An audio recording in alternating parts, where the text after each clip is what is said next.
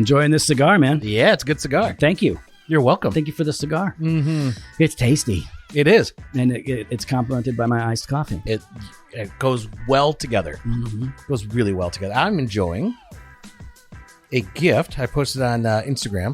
Justin gave you this. Yeah, Justin gave me a box of cigars. Yeah. And Thanks for giving one to me. Thanks for sharing. It was Caldwell's Long Live the King, but it was a variation. Yeah, Caldwell's a boutique cigar maker. They make great cigars. We love their cigars. Long Live the King is Dead, Eastern Standard, all that stuff. All good. This one, I believe, it's a unique blend. It's a unique blend, and I don't know if it would, if it was an AJ Fernandez one. I got to look at that. Yeah, I wouldn't be surprised. But this is, Bad Mofo. Which is like Bad Fofo. Wait, what? Mofo? What's that stand for? I don't know, actually. Oh, okay. Yeah. Maybe, I don't know. Mother of Fortune? Oh, now I get it. Yeah. Okay. Mother of Fortune. Yeah, there it is. Okay, there you go. That's what it stands for. Anyways. You're smoking a cussing cigar, Jimmy. I just want to point that out to everybody. And I got 9 more. Oh, yeah. Unless you give me one, then you have 8 more. No, I have 9 more. 8 is still plenty. 9. I feel like 8 is a lot. I'm good. You gave me the cheapest cigar in your box. Yes, I did. Actually, I chose it because it's my favorite. Yeah, you're welcome. I am the bottom shelf guy. That's what I do. That's what you do. Get. Yeah, man. So how have you been? Been good, man. So it's Saturday. As we're recording, a Saturday, but Tuesday. What? We've got church tomorrow. What? Go ahead. No, what? I have nothing. Yeah, all right. I feel like you think I'm going to make fun of you. So do your thing. I'm just asking, how's your prep going for tomorrow? You know that I don't prep until Saturday night. No, you know that's not true. I know that's not true. You've been prepping all week. Now, I'm excited. I know today is the day where you kind of put it on your one sheet. Yeah. So sometimes, the way that I think Jimmy and I do a lot of similar prep stuff, but in terms of schedule wise, I make sure that everything that I want, I can preach the sermon now, but I want to make sure it's all tight. So I get rid of stuff that I'm not going to use. I boil it all down and I put it onto 1/2 sheet of paper that I plug into my Bible with removable tape. But sometimes I'll actually wait till Saturday morning to put it onto the 1 sheet because writing it out again. So I've got it. Maybe it's on 1 sheet on Saturday, but it's a mess.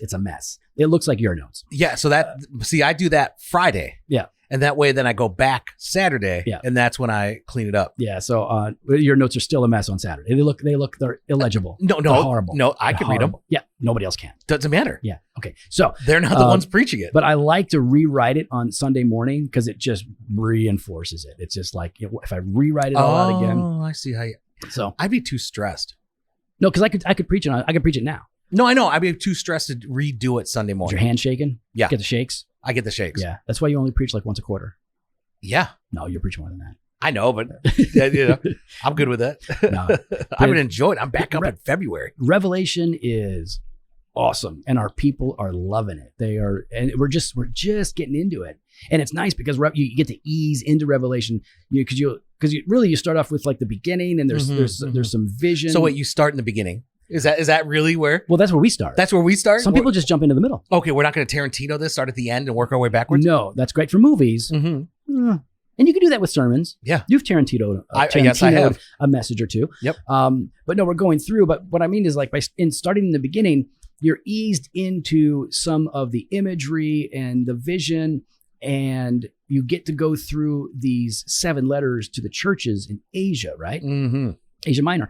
And those letters are like epistles. It's like reading Galatians or Ephesians, but just in short form. So everybody gets like, oh, okay, there's Jesus standing in the midst of these lampstands, and the lampstand can be removed. So you get the visual vision type elements, but they're getting eased into it through these letters, and then you just go whole hog into the vision. Yeah, so, looking forward to that's gonna be good. People are digging it, man. You know what else is good? What else? What's that? What we have for our all access listeners. So okay, listen, this is for you guys. This is for you, not for them fools out there that aren't all access. No, don't call them fools. They're still great people. If they were wise, they'd be all access members. You know what? Your logic is sound. Thank you. Your logic is sound. We love them. We love them, and there was a great giveaway for Crossway and Banter of Truth. Mm-hmm. Gave away that box set. Looks fantastic. Yep. And so there was a giveaway for our 500th, but now this is for you guys. Now just for our smaller all pool. Access. Yep. You have you're much more likely to win this playing this, because we get, I don't even know how many entries, but let's just say if we drop an episode of Doctrine and Devotion, it'll be listened to 5,000 times or more within a week. Yeah. Right. Yeah. At least 5,000. We just say that. We say that to keep for advertisers to know what we're doing. All right. So, but this is a small pool of people. Yeah. A smaller group. And so we're giving away a couple of things. 2 things, but it's more than 2 books. Yeah. So first is what? From Crossway, Rejoice and Tremble by Michael Reeves. That's right. Christopher Reeves' younger brother. So what's that book about, Joe? It's about the fear of the Lord, and we need good modern treatments of this. The best ones are old, and a friend of ours, Chris Pobletti, wrote a book on this. Never Forgetty. Chris Pobletti, Mom Spaghetti, a really good book, small. This is a bigger book, and you need to get it, but you have a chance to win that for free. And Banter of Truth is now, they're going to be sending you the Treasures of John Owen box set. Nice. Man. Nice. Yeah. This is, first of all, it looks good on your shelf. So even if you don't read it, you'll look cool. Yeah. But you should read it because you want to be cool. Looking cool is one thing. Being cool is another. Yeah. And you want to be cool, you want to read John Owen. Now, if you want to enter to win this, here's what you do. All you got to do is share a link to our all access page. So doctrinedevotion.com/all access. And explain what you like about all access, why it's beneficial for you, how it's fun, whatever you like, right? Share all access. Hey, man, I'm an all access member. I love that. And just use the hashtag DocandDevo, and we'll pick a winner, and we'll let you guys know next week who won. There we go. All right. Well, listen, we got a message from an all access listener. Oh, so let's go. Let's banter that up. All right. This guy's name is Jason. Okay. And he says, "Hey, boys." Hey, boys. What is he doing? What is he? I am a public high school teacher and an all access member. Thank you. And I could use your help. We're here to help. The ISBE. What is that? Illinois State Board of Education. Ooh, are you impressed? You knew. Yeah. Is working to pass new standards that will require all teachers to teach and affirm what is essentially critical race theory. And then what is that? Intersectionality? Yeah, that's right. In their classrooms. Based on what I read, my bosses could require me to tell my students that homosexuality, transgender, etc. are good and right because that is what they believe their identity is.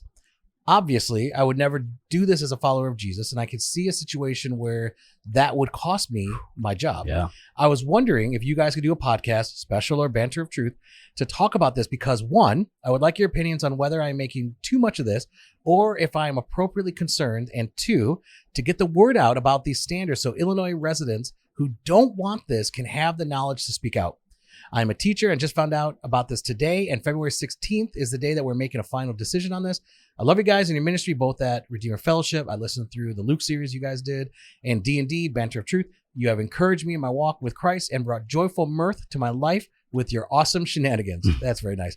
I put a link to the article describing the standards and the standards themselves below.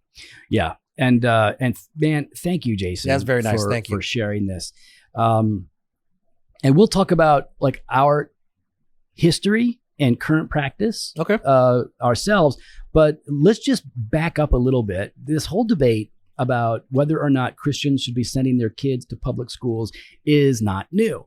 Now, it's been increasing with intensity over the last 10 years or so, because the culture is changing, and therefore the Board of Education is changing, and what is being demanded of teachers and students is changing. In fact, back in 2005, Dr. Al Mohler, everybody knows Al Mohler, he said this. I believe that this is a while ago. I believe that now is the time for responsible Southern Baptists to develop an exit strategy from the public schools. He said, this strategy would affirm the basic and ultimate responsibility of Christian parents to take charge of the education of their own children. The strategy would also affirm the responsibility of churches to equip parents, support families, and offer alternatives. At the same time, this strategy must acknowledge that that Southern Baptist churches, families, and parents do not yet see the same realities, the same threats, and the same challenges in every context. Sadly, this is almost certainly just a matter of time. So what Al is saying is that there are some school districts in some states where these changes are severe, significant, and demand action. But in other places, it may not yet be a problem. And I know... But to start thinking these things through. Right. And so for years, and raising my kids, it has not been much of an issue. And we'll talk a little bit about that later and how things, obviously, in Illinois are changing. So let's just do big picture thing here. Mm-hmm. Why are some people, because these people get passionate, people get amped over this. Some people are super passionate about keeping their kids in public education. Why? I think for some, as a witness, right? Salt and light. Salt and light in a lost world, right? I think also part of that is, my position had been, I had seen like homeschool kids, and this, again, very broad brushstrokes, but there's a stigma about like an awkward child, right? And so what I wanted for my kids and I was passionate about keep my kids in public school, was I can only shelter them from the world for so long. Right. At some point, they're going to be out there, and I want them to develop the tools and the strength, I guess, to be able to stand firm against a culture. Yeah. Because I had seen kids who had been sheltered, and then they go off to college and university, and they go off on the deep end. Yeah. Because they've never learned how do you live in the world, but you're not of the world. Right. And hopefully, our parents are doing a good job of teaching their kids this, whether they're in public school, homeschool, or private school, whatever. But yeah, I think a lot of people think that way. I know that, some school districts are very good and they offer great education, and then others aren't so much. I know when our first children were coming of age to go to school, we were in a school district that was bad. And not even that it was pushing ideologies that our kids couldn't handle as much as the education was bad. And so we decided to homeschool early on, and we would take it a year at a time because, number one, we wanted to have more influence on them in their younger years before we put them into public school, because we were going to put them in public school. But also because we were just in a bad place. It just, it wasn't the right place. Yeah. See, for me, it was different because our district is a very good district, right? It's ranked pretty well. Yeah. And so, I was like, well, this is great education for my kids, and great opportunities for them. And once we moved and we got into a really good school district, then we knew the school, we knew the teachers, we knew what was going on. We were happy to put even our young kids, like, third and fourth grade, like, go ahead, go. Our kids are, my kids are tough. Like I think they're smart and tough. They're not impressionable. They're not as impressionable as some. Every kid is different, right? Even all of our kids are different. So we were happy to send them. Now, so some people want to keep them in because they believe that, I think you're right. That's the one I hear a lot. You're supposed to be salt and light. And obviously there's ways to push back against that. Let's talk about that. What are some so adamant about pulling them out in general? I mean, I heard someone say a few years ago, and I don't remember. I think it was Vadi.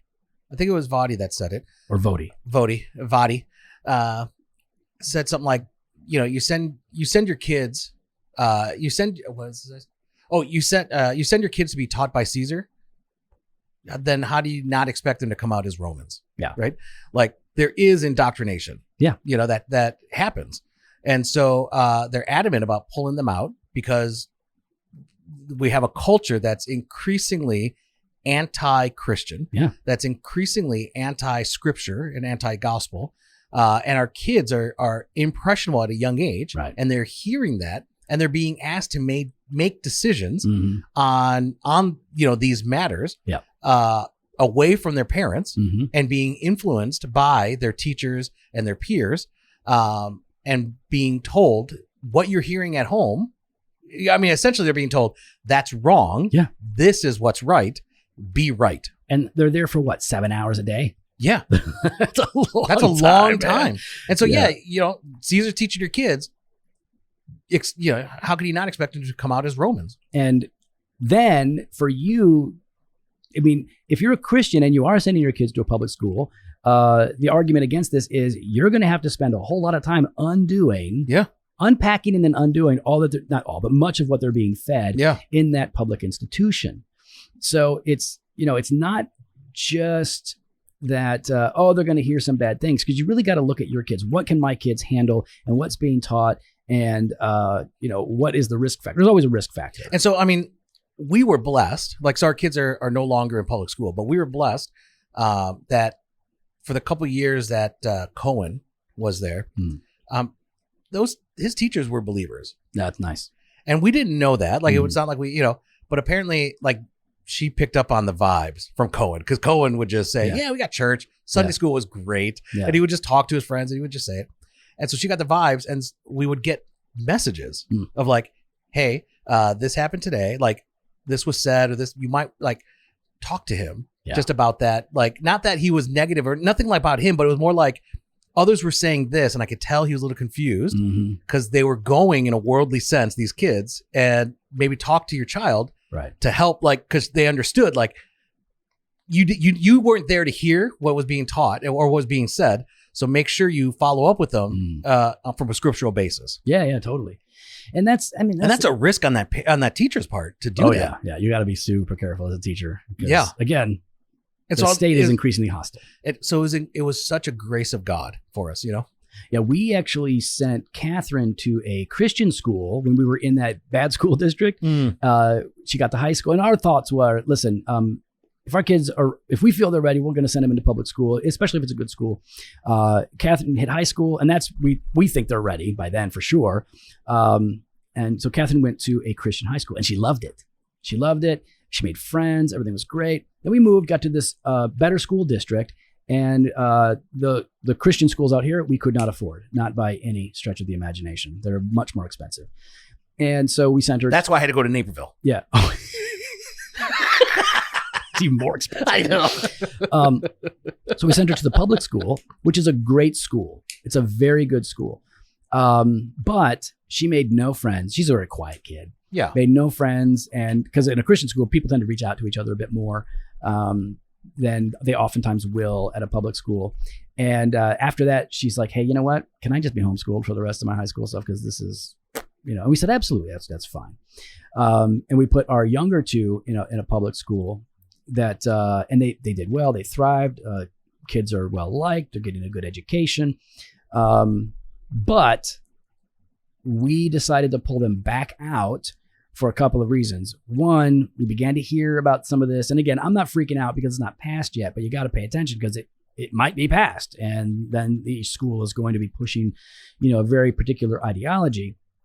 That coupled with COVID and the fact that the teachers were really put in a bad situation. I'm not mad at the teachers for how messed up things are at our schools right now. Nope, not at all. It's the administration's fault. Yep. And it's the state's fault for making things just almost impossible. So we pulled them out, and now we're working through are they just going to remain homeschooled or not? Yeah. And we're paying close attention to the situation. I mean, 2 years ago, we started hearing about this, and Michelle and I spend a lot of time talking, praying, and just asking, like, all right, is now the time to pull them out? Yeah. And we knew homeschool was just not what we're going to do. Right. Like, and again, we don't have that gift. We are not gifted in that way. Hats off to all those parents at homeschool. We got a lot of families that do homeschool at our church, and a lot of families do public school, and a lot of families do private school. I know, but what I'm trying to get at is that's a hard ministry. And in my ignorance and arrogance, I had this assumption early on for years of like, just homeschool's phoning it in. You know what I mean? Yeah. Like, it's just phoning it in. And I'm sure it can. But what we learned over watching and knowing and watching these children and even us having to do a bit of homeschool, it is really, really difficult. Yeah. It's extremely difficult. And that is such a ministry that is a thankless one. You know what I mean? Yeah. Like, it's often a thankless ministry that these parents are doing. And it's just such I couldn't do it. So we looked at schools, and we looked at quite a few schools, private schools that we could send. And we've got a number of good private schools here. Yeah. And so, we wanted to go with one that was classically Christian education. And one that, I mean, now we're talking CRT, one that had more diversity. Yep. So I had to leave St. Charles, to find more diversity for my children at a classical Christian education school, right? In Naperville of all places. Right. The whitest city. Yeah. It was in Naperville's very white, but the school attracts people from all over the area. Exactly. And all believers from all over the area. And so, yeah, I mean, my kids have had great questions and comments and great experiences. But so, yeah, we started pulling our kids out 2 years ago because we saw this and we're just like, no, we're done. Yeah. I'm not doing this. And I think that, as we're kind of looking at this, it is important that we don't become the police for everybody else. It's one thing to issue a warning and go, hey guys, I'm really concerned. You should be careful here. And that's good. But at the same time, those parents are responsible for their kids. Yeah. And every kid is different. And each school might wind up being quite a bit different. Well, and every family situation is different, right? Yeah. Like it's easy for me to quote unquote, for me to pull my kids out and put them into a private school because I have the means to do that. Right. Not everyone has that. Exactly. And so I think that's why I really resonated with what you're saying there. We can't bind people's conscience saying, if you're leaving your kids in public school, you are failing, right? Or you are sinning, or you are not truly giving your kids the greatest opportunity that they need to thrive. Yeah. And I have that. I have those means, right?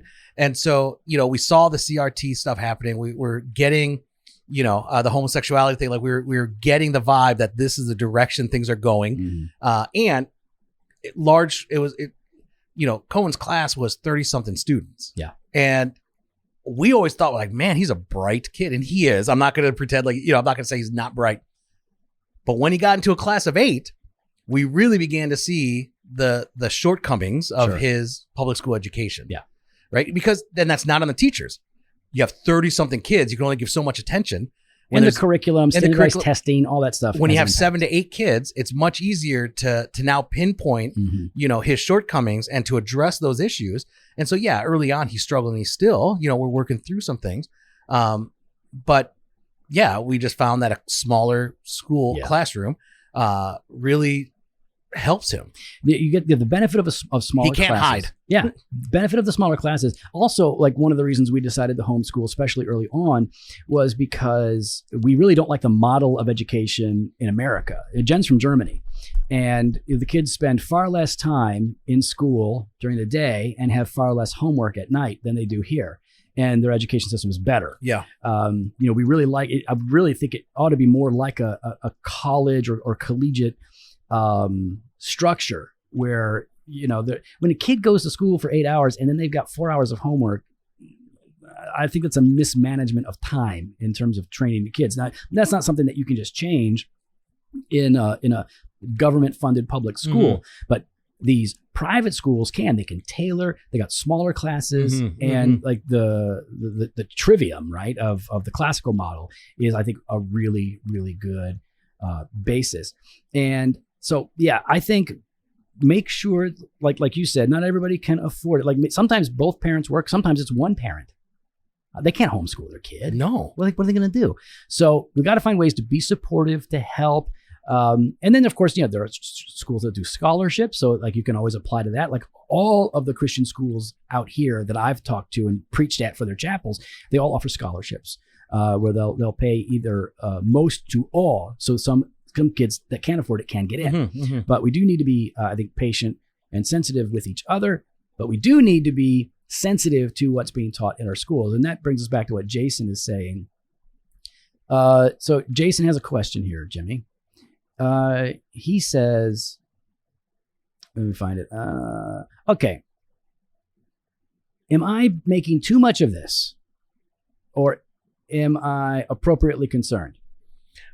Well, obviously, I don't think you're making too much of it because I left 2 years ago when I just got a whiff of it.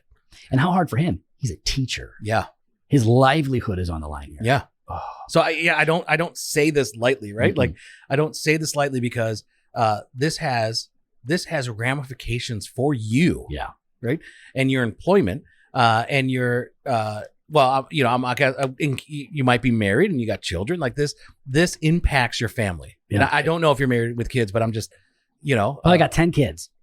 You probably have 15 kids, and now you're asking me, should I tell you to quit? Yeah, learn to code, bro. No, it is incredibly difficult, and I think you're right. Because I think you hint at this, Jason. Like, see how it plays out. Like, so if I was in your situation, first of all, I would be looking for employment, opportunities to teach at other schools. If you teach at a Christian school, the pay is less. Almost guaranteed the pay is less. Yeah. You just don't, because you can make, listen, I know a lot of teachers talk about how little they make, and that's oftentimes true, but around here, teachers make pretty good money because you can look up their salaries. Yeah. And so I remember back in, I think it was 2000, I looked and saw, because I was making like $34,000 a year in 2000. Okay. And the math teacher who taught at the public high school made $90,000 a year. Wow. He'd been there for a while. Yeah. So, and I think that's great. Pay your teachers well, but you go to a Christian school, you're likely to make a lot less money, depending on the school. And so it's not going to be as simple as just like, oh, I'll just go to a Christian school. But I would start looking for opportunities in case you do need to transition out, but play it by ear, like see what's happening, see how this vote goes, and then see what your school does require of you as a teacher. Will they allow you to have, freedom to not say you're going to have to make that choice for yourself. I can promise you this: we will pray for you. We will pray for you because you're an all access member. I mean, praying for the people that are all access. But see, this is advice though for really anyone, because every profession, right, and any job is going to come up with maybe not CRTI, but they're going to come up with. There's going to be situations and opportunities where you're going to have to make the choice. Yeah, are you standing firm?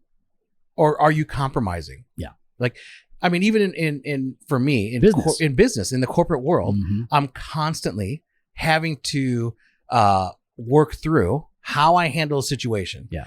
How bad are you going to stick it to your competitors? Am I going to go about this? Am I going to go about this situation or this negotiation in a God-honoring way?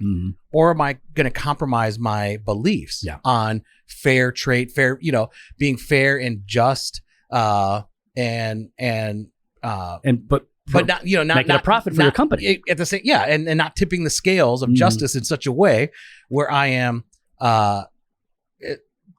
stealing in a way. I love that you're looking for the appropriate words to use here. I know I am. I'm trying to find the appropriate words because I'm constantly battling this. I'm constantly battling, like, it's a family business and my job is to turn over profits. But how I go about that matters. In a capitalistic society, you aren't being forced. You shouldn't be forced into a situation, but you have two parties that are come to an agreement of, hey, this is good for me on my end, and you think it's good for you. So now we'll go ahead. Now we formalize that, and now I live by that. Yeah. I continually tell customers that, like, let's not have a contract. Like, no, we have to have a contract because we both need to understand what the expectations are for each of us. Commitments. And I will commit to that. Yep. And I will, and I'm constantly, I hear from my customers, like, I'll call them up and say, hey, I actually owe you some money because you reached this and, it was missed. I'm so sorry. I'm going to give you a credit for this amount. And they go, what? I'll go, yeah, I'm going to give you a credit.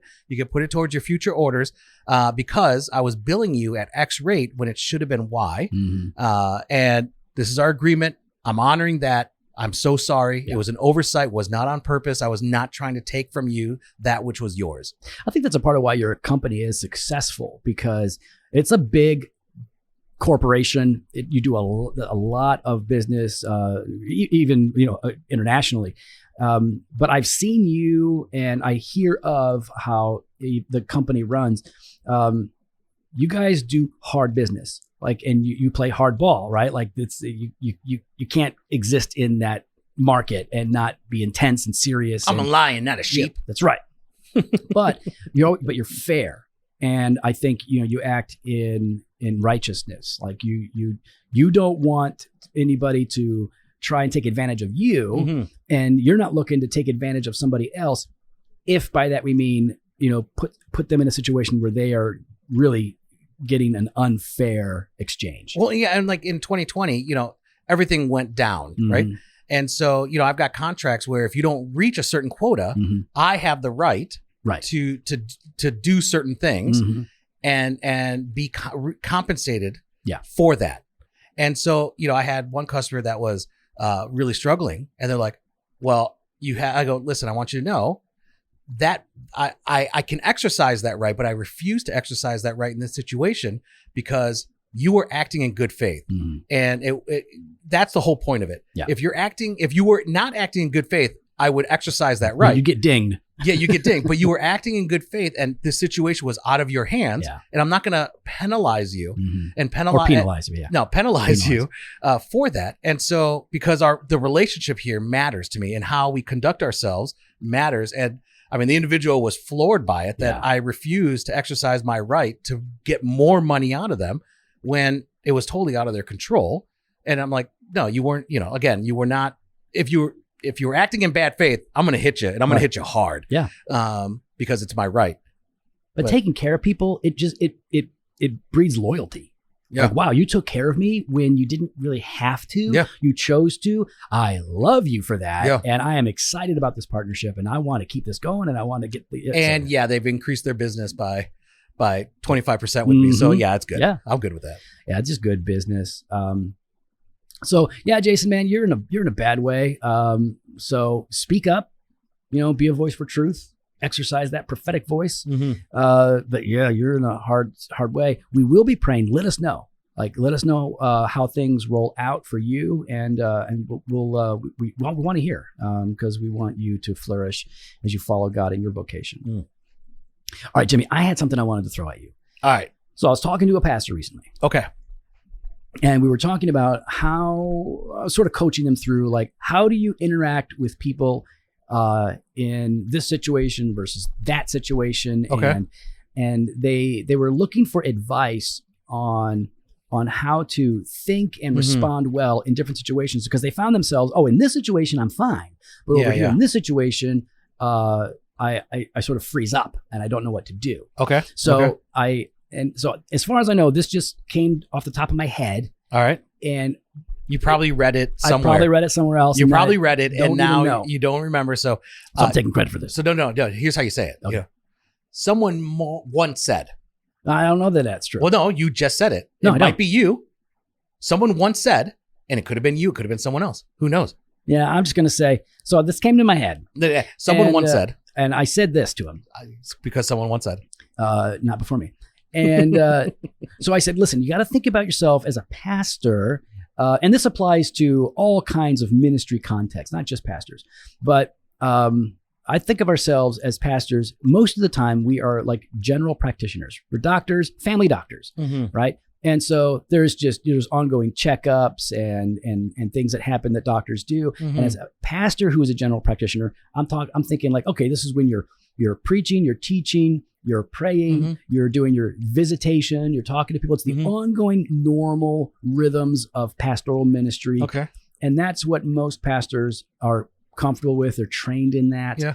And so pastor's general practitioner most of the time. Sometimes though, we got to step out of the general practitioner mode or model, and we become pastor as EMT, right? Okay. Yeah. And so it's like, this is a crisis. Something is happening. Somebody is hurt, wounded, freaking out.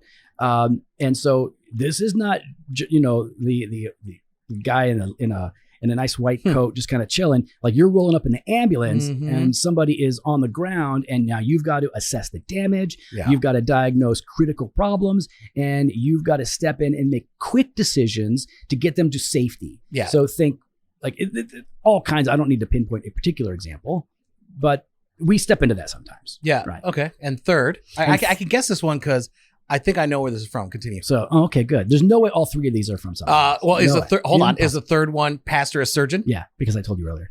Because I heard Piper. Okay, brother, we are not professionals. Oh yeah. But No, the book, brother. I read it. I know. Yeah. And here you got it well, from. pastor as surgeon, I've heard that before. I'm actually joking. Piper didn't write, and I didn't read that book. So. Okay, so I did.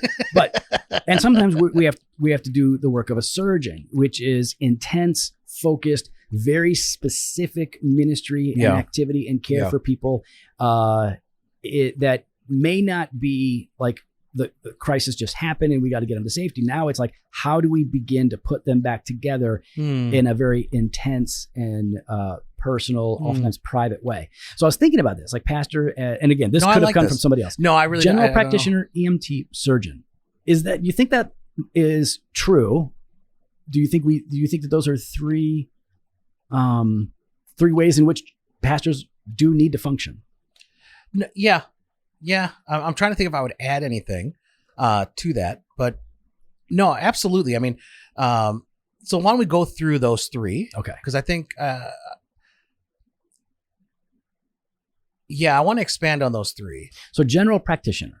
So you're saying oftentimes that's just like the preaching, basic counseling, if you would. Yeah. Discipleship, training up of leaders, the managing of the church. Yeah, the regular, consistent rhythms that we're in. Like, I'm supposed to go see my doctor on the regular. I don't do that. I know you don't do that. I don't do that. Yeah. And then my meds run out. And then I'm like, hey, I got to get in right now. And my meds are out. And they go, yeah, it's going to take a couple weeks. So here's some meds, and then you got to come in. And then you don't come in. Yeah, no, I run out again. I'm like, hey, man, I ran out. Can you help me out? And I like that, right? Like, when I thought about myself being a pastor, that's what I thought about. That's what came to my mind, is the regular, ongoing soul care of people. And I think that's what they teach at school too, right? Yeah. They focus a lot on that. They focus a lot on the being a general practitioner of a church. And I think we do good at that. We teach our seminarians, our students, here's how you manage. Here's how you manage the functions of the church. Here's what you should be doing, the budget wise and training wise, and make sure here's your hermeneutics on how to, craft your sermon. Sorry, as we're talking about that, I feel then that, because I want to move past this, because I think this is the one part that we're good at, and unfortunately, pastors stay here. Yeah. They stay here because we don't teach them the other two aspects of it very well. Yeah. Well, this is, or at least give them a heads up. This is more comfortable. This is more safe. And one of the things which leads us into EMT and surgeon. One of the things that I knew going into ministry was there's going to be hurting people, and a part of my job is to help hurting people, is to walk with them through suffering. What I wasn't prepared for was just how much suffering there is, how many people are hurting, and how many crises we will confront throughout a year with different families. And that's where I think, the EMT model comes in, because, man, we've been doing this together for a while. Yeah. We've had to go rescue. We roll up in the ambulance and have had to, I know, Jimmy's had to go to a place where a guy is in trouble morally and go, time to go. Yeah. Let's go. I got to help you now in this moment. We've both gotten those texts or those calls at 11 o'clock at night, 1 a.m. Yep.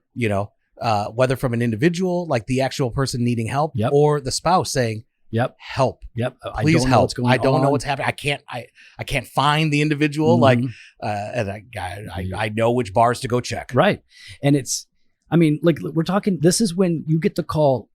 There has been sexual abuse of a minor, and you got to step in. Drunkenness, drug addiction, a child hurting. Yeah, there was another one I was thinking about where, somebody will call and say, hey, you know what? Just confessed to my spouse that I had an affair. Yeah. Right. So there's a bunch of situations that are emergency, time sensitive. You got to step in. And the thing you can't do when you're an EMT is freeze up. No. You don't have time for that. You've got to think quickly. And as an EMT, so when an EMT arrives on the scene, let's say there's the homeboy's on the ground, right? He rolls up in the ambulance, hops out, homeboy on the ground. He speaks to him, checks his pulse, right? No response. How's the pulse? pulse is there. He begins to do that quick, like they touch the skull. They try to look, are there any fractures here? And they start, and that's like a pastor will do this oftentimes by asking questions. Yeah. You got to ask a lot of questions. What's going on? What happened? What led to this? So you can kind of get a sense of what's happening. The quickest way to get out of, I'm frozen and I don't know what to do, is start asking questions about the situation at hand. Yeah. Because I think those questions, you're going to have follow-up questions based on their responses, right? Yeah. And from there, you're able to kind of get a good assessment of the problem and the issues and the concerns that need to get delved in deeper later on, which is the surgical aspect of it. Yeah. But for now, you have to press in. Yeah. And I think oftentimes when we have EMT situations, we deal with it as a general practitioner. Yeah. Yeah, but you can't do that. You can't, because this is an individual, and I mean, using your analogy, I mean, they're on the precipice of disaster. Mm-hmm. They're on the precipice of dying spiritually. Yeah, and you're like, okay, so I'm going to encourage you to read your Bible every day and pray, and then I'll talk to you next week. That's general practitioner mode. Yeah, that is not getting to the root of the problem and diagnosing. Yeah. The situation, diagnosing in dire circumstances, right? Yeah. Like it's this, like this person is bleeding, this person is broken. And so you may not have all the information. You're not going to have all the information. And you may not know like what the physical therapy, maybe that's another role, right? Pastor's physical therapist, after surgery, right? Yeah, like Ooh, there you go. See, now we have 4. So you diagnose what you can, treat the most critical issues, and get them to safety. Now, safety is going to look different for everybody in these different situations. Mm-hmm. Sometimes it means plugging them into rehab. Sometimes it means getting them home, setting them up, and then getting back to them tomorrow, but just getting them safe. Sometimes it means sometimes it's just it's a thoughtful conversation. We do a lot of listening and some very strategic speaking to get them off the ledge. Mm-hmm. But EMT is like decisive, quick, get somebody out of the immediate danger so that they can then be more thoroughly diagnosed by the surgeon, right? By the specialist. And that's where you're really kind of doing the work, right? You're really kind of doing the work. You've assessed it. Now you're going deeper.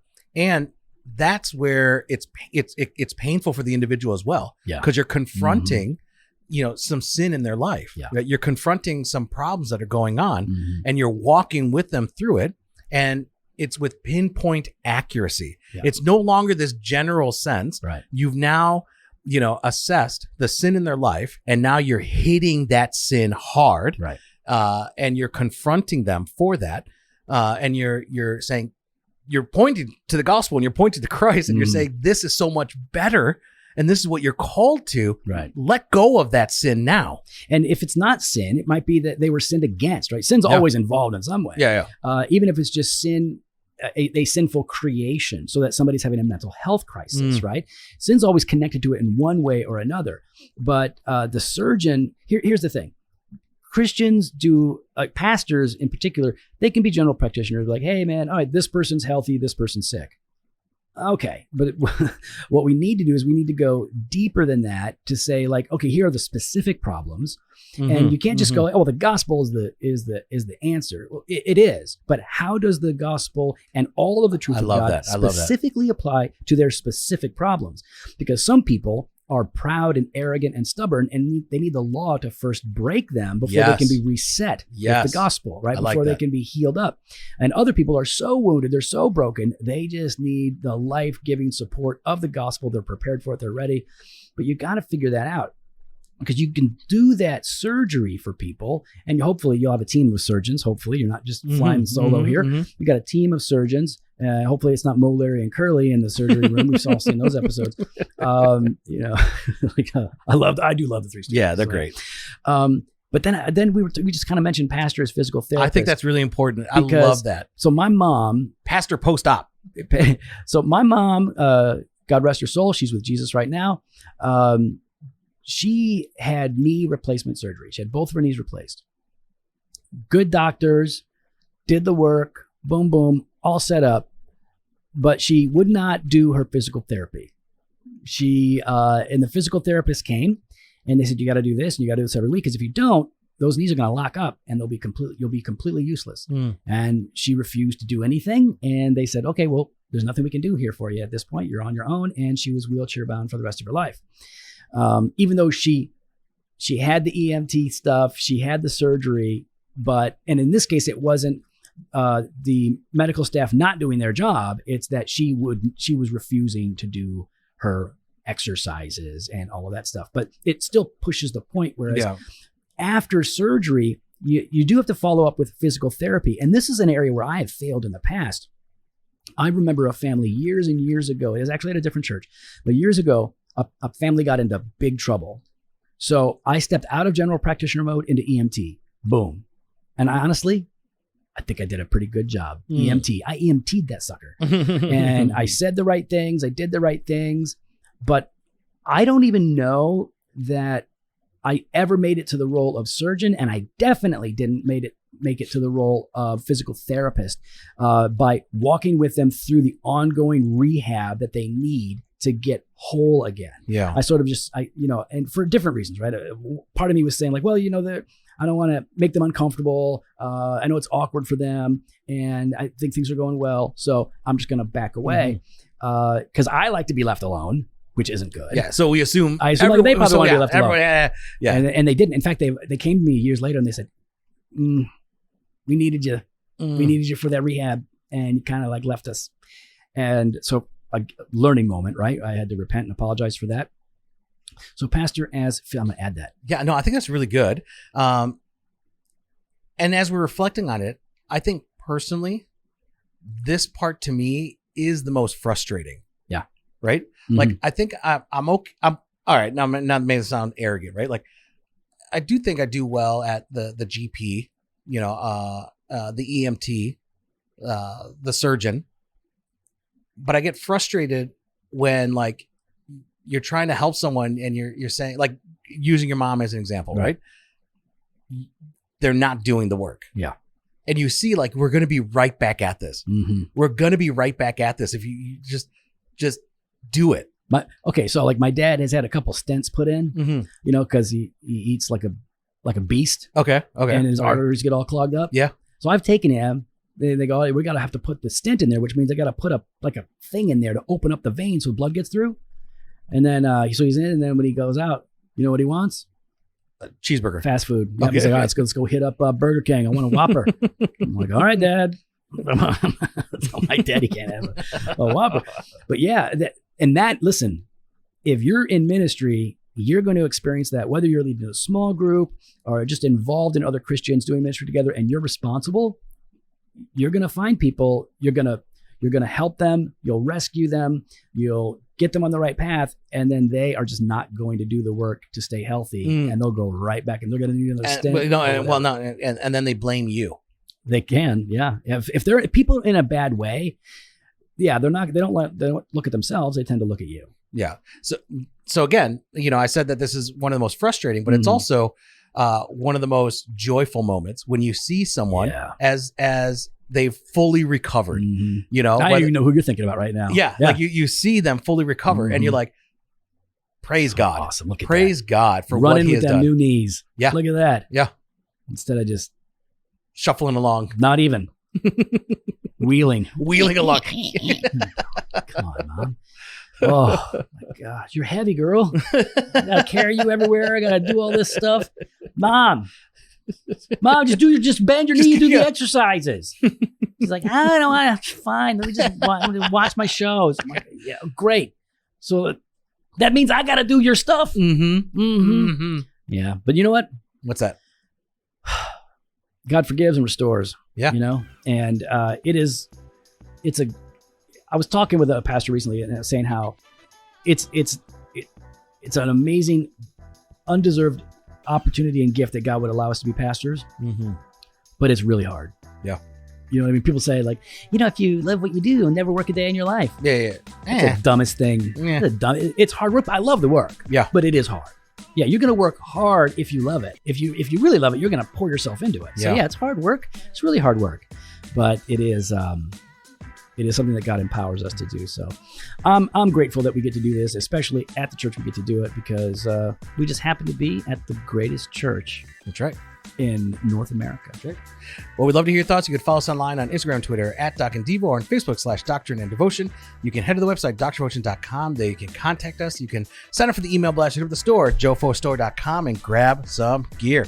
Fresh pod every Monday and Thursday. We got them blog post and video content, and you are already all access. Thank you got it all. so much. Stay tuned. Make sure you enter in for the Banter of Truth and Crossway giveaway. It's Banner of Truth and Crossway. Yeah. But we're Banter of Truth. Yeah. Later.